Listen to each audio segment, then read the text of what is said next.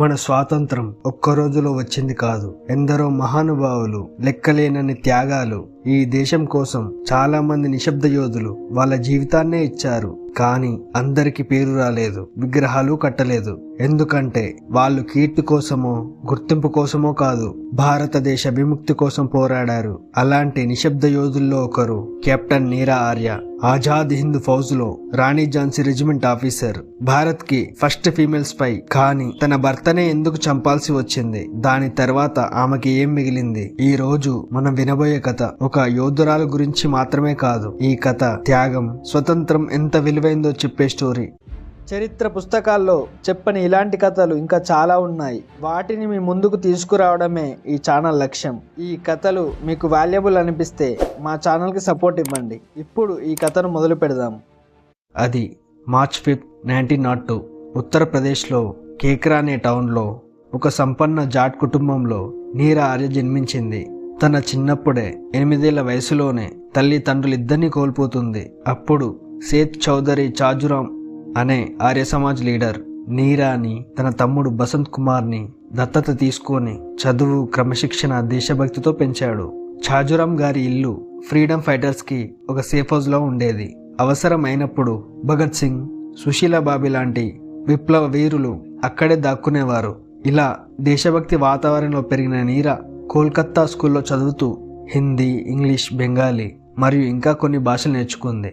ఆ వయసులోనే దేశమంటే ఏంటో, బానిసత్వం అంటే ఏంటో అని తన మనసులో బలంగా నిలిచిపోయింది. తర్వాత నీరా టీనేజ్లో ఉన్నప్పుడు ఫ్రెండ్స్తో బీచ్లో పిక్నిక్ వెళ్తుంది. ఆమెకి అంతకు ముందే స్విమ్మింగ్ తెలుసు, కానీ సముద్రంలో మాత్రం మొదటిసారి. దాంతో సముద్ర అలల్లో కంట్రోల్ తప్పి నీరా మునిగిపోతుంది.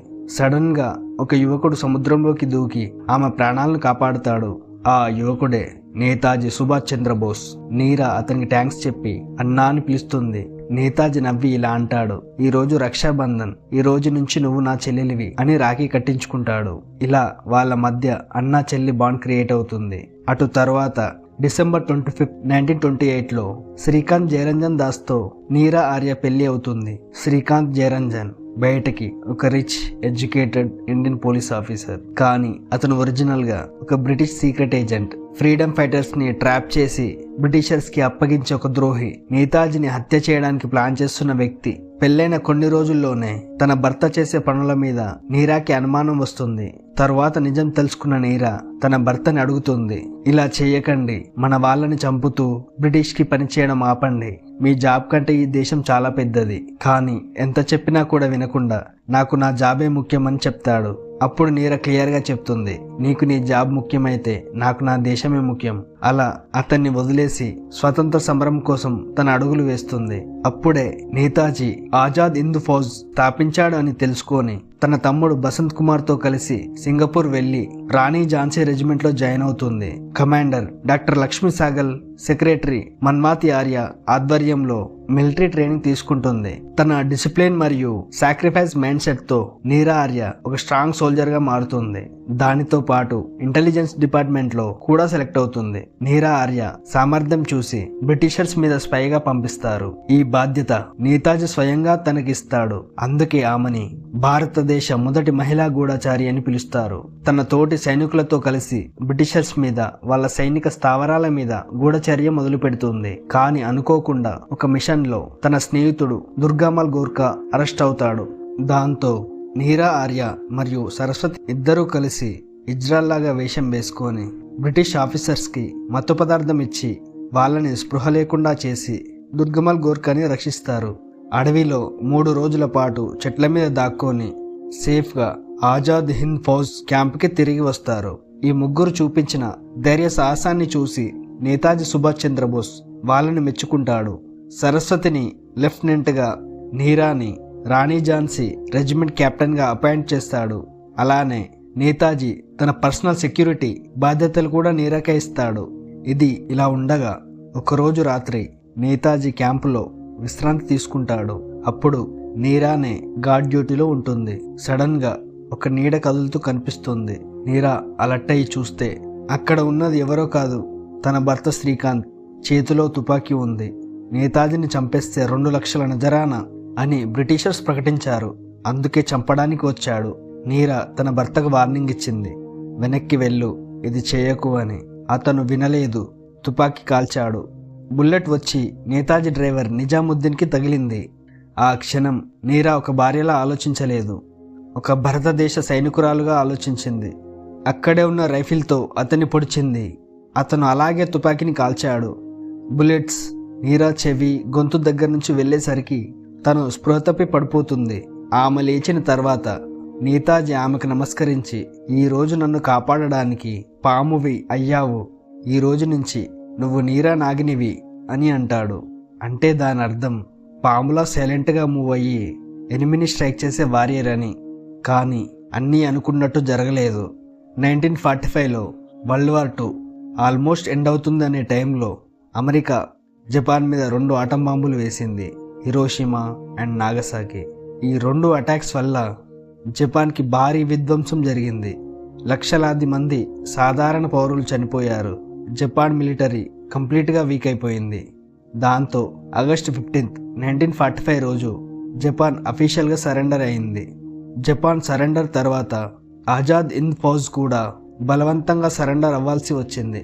అయినా సరే చాలామంది సైనికులు రిలీజ్ అయ్యారు, కానీ నీరా అవ్వలేదు. బ్రిటిష్ ఇంటెలిజెన్స్ ఆఫీసర్ అయిన తన భర్తను చంపినందుకు కాలాపాని అండమాన్ సెల్యులార్ జైల్లో వేశారు. అక్కడ అమానుషమైన సంఘటనలు జరిగాయి. నీరాని ఒక ఇరుకైన చీకటి గదిలో వేశారు. మలమూత్రాలు అదే ప్లేస్లో చేయాలి. చేతులు పైకి కట్టి స్పృహ కోల్పోయే వరకు వేలాడదీసేవారు. తాగడానికి మురుగునీళ్లు, కొద్దిగా ఆహారం ఇచ్చేవాళ్ళు. నీరా ఆర్య ఒక వెజిటేరియన్.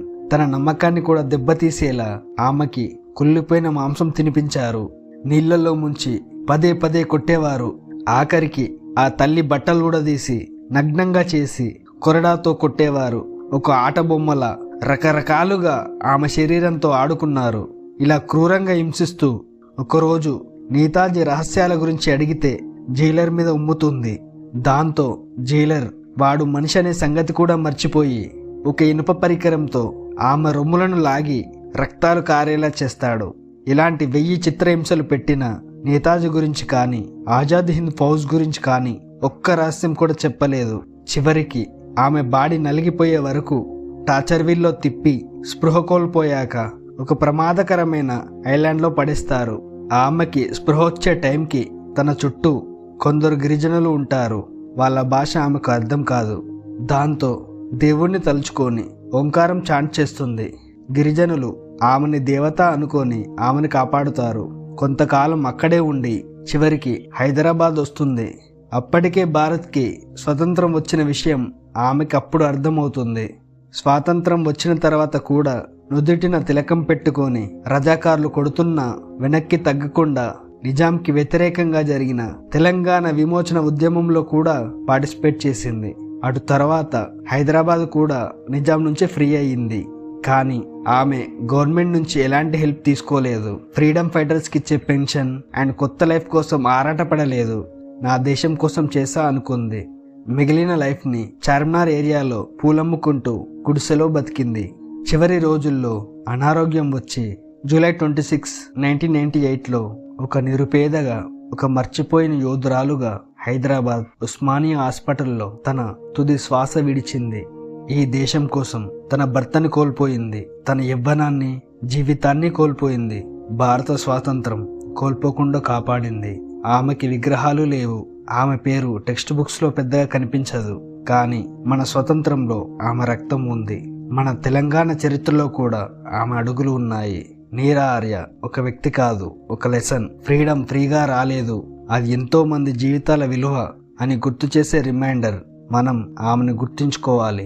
ఆమె స్టోరీని 10 మందికి తెలియజేయాలి. ఎందుకంటే ఏ nation that forgets it's heroes does not deserves it's freedom. Salute to captain నీరా ఆర్య. జై హింద్, జై భారత్.